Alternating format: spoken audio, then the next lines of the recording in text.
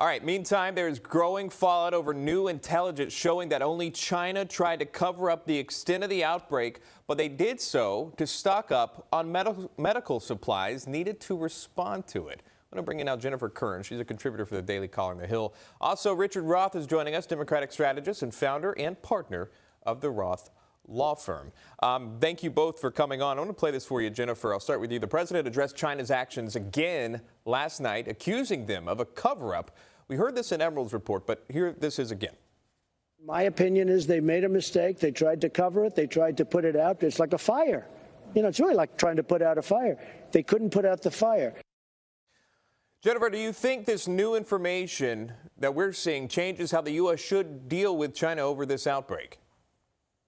Well, absolutely, Sean, and it shows the wisdom of the Trump administration in its early days, saying that we also have to hold the World Health Organization responsible here, too, because they were an ally, or if you want to say, if this reaches a criminal level, an accomplice in the spread of this pandemic. And look, I'm so thankful we have the greatest intelligence community in the world, because they are going to get to the bottom of this. And as you said at the top of the hour, Newsmax has been reporting this for quite some time. There may have been a leak in a lab outside of Wuhan.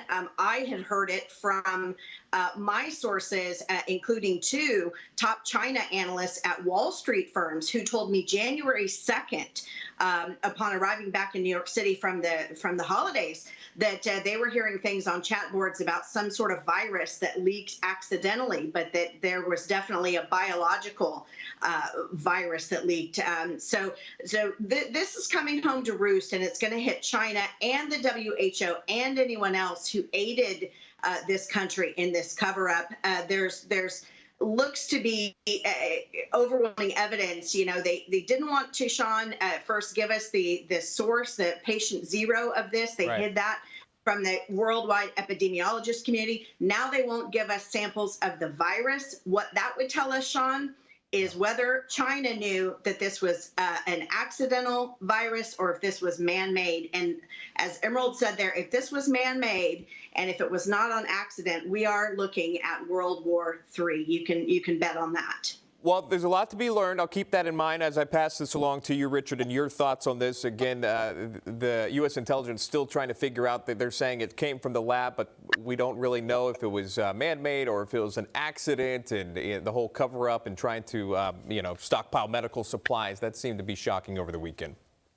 Yeah, I think Jen and I sort of agree. This has nothing to do with the Trump administration. It has nothing to do with WHO. There's a scientist, Xi Jianli, in China, who works at the Wuhan Institute of Virology, who's issued 4 reports talking about taking bats and mutating the virus and accidentally putting in the humans. This came out in November. It came out in December. There's an article by the New England Journal of Medicine long before the Trump administration was involved. There's articles by Lextor, which is another communication. Scientific journals have said that there is a chance that it did not come from the market. There actually are no bats at the market. Not only that, but 1/3 of the first contacted individuals had nothing to do with the market. So this is really coming from science, and they're looking into Xi Jianli. They're also looking into another doctor, a Chinese doctor, who actually reported the virus and got the coronavirus and actually died. So this is all coming out. It's more, again, scientific related. Yes, the government, as it should, is jumping on the leads that it's getting. But there's a lot out there. We don't know yet. But it may very well, Trump may have been right. I happen to agree with him. It may well have been an accident by the Chinese scientists, not the government, and that they may be trying to not let it be known. But we don't know yet. We just don't know. Well, Richard and I agree on that, but just be sure to know, nothing goes on in China, in communist China, without the government knowing. So a scientist in China is the same as President Xi in China, because nothing happens in that country without the government's knowledge. I agree, and that's the concern. Although this was scientific related, there are actually reports in the Wuhan Institute of Virology that were deleted. So you may be right, Jen. It may be the Chinese government, but we're following the medicine. We're following the data. We're following the scientists. And Pompeo to state that, I think it was right to state that. But let's proceed with caution. The last thing we want, no offense to Jen, is World War III. We've already been 2 of them, and what we're going through right now is pretty close. So let's just, let's one step at a time. But we do agree, I think. I want to get to this last point. I don't have much time, but Richard, last night, President Trump revealed in his intel officials that they did not warn him about the virus until late January, at which time he shut down the border to China. Here's what he had to say.